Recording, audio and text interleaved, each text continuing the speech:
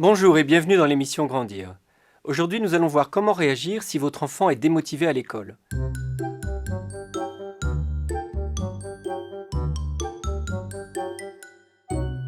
Il y a certains enfants qui n'ont jamais été très motivés à l'école et qui peuvent l'être encore moins.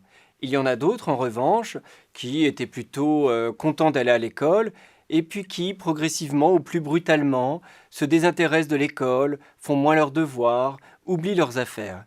Nous allons voir comment réagir dans ces deux situations. Ce qu'il faut éviter déjà, c'est les comparaisons avec les frères et sœurs qui, eux, restent motivés à l'école. C'est pas ça qui le motivera davantage. On éviterait également, comme représailles, de supprimer des loisirs utiles. S'il n'est pas motivé à l'école, il ne s'agit pas de lui supprimer le sport ou les activités artistiques. Heureusement qu'il est encore motivé par d'autres activités. En revanche, si on veut supprimer certaines activités pour qu'il travaille davantage, eh bien on supprimera les écrans qui ne sont pas utiles pour son développement, les écrans, c'est-à-dire la télévision, les jeux vidéo. Et surtout, on évitera de tout mettre sur le compte de la paresse. Si votre enfant n'est pas motivé à l'école, il doit y avoir une explication, il faut mener une enquête. Peut-être qu'il réagit par exemple à des conflits dans le couple et qu'il est inquiet à l'idée que vous pourriez divorcer. Peut-être qu'à l'école, des enfants l'importunent. Peut-être qu'il ne s'entend pas très bien avec son professeur. Peut-être, plus grave encore, est-il déprimé. Dans ce cas, la démotivation s'associera une fatigue, des problèmes du sommeil, des troubles de l'appétit, une tristesse. Et là, ça justifiera de consulter un pédopsychiatre. Il faut déjà rencontrer l'équipe pédagogique.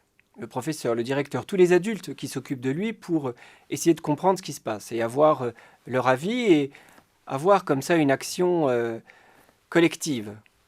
Il faut aussi impliquer les autres membres de la famille, le père, les grands-parents, bref, que l'enfant se sente soutenu, encouragé, qu'il prenne conscience que, eh bien, finalement, tout le monde se préoccupe de lui et que sa scolarité intéresse tout le monde, ça le motivera. Il faut aussi l'autonomiser. Peut-être que vous êtes le seul parent à s'occuper de la scolarité et qu'il a besoin de se décoller un petit peu de vous, alors du coup, il se décolle aussi de l'école. On va fixer avec lui des objectifs limités et progressifs. Pour chaque matière, par exemple, on va fixer un objectif qui pourrait être de passer de 10 à 12 en 1 ou 2 mois, par exemple. Et surtout, on va faire en sorte de donner du sens à l'école. Il est possible que jusqu'alors, il était motivé par l'école simplement pour faire plaisir à ses parents, travailler pour ses parents.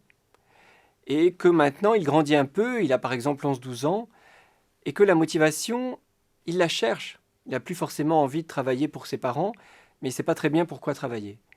Alors on va parler avec lui, comme un grand, de l'avenir, du métier qu'il veut faire, de trouver un sens finalement à la scolarité. Pourquoi est-ce qu'on va à l'école? Il ne faut pas hésiter à rediscuter de tout ça. La démotivation scolaire, ça peut traduire des remaniements intérieurs chez un enfant qui grandit, qui commence à devenir adolescent. Et donc il ne faut pas hésiter parfois aussi à changer de regard sur lui et à ne plus forcément le considérer comme un petit enfant, mais à le considérer comme un grand. Et ça peut être l'occasion, par exemple, de changer sa chambre, de lui proposer des activités nouvelles. Bref, de marquer un véritable changement dans le regard qu'on porte sur lui. Merci de votre attention et à la semaine prochaine.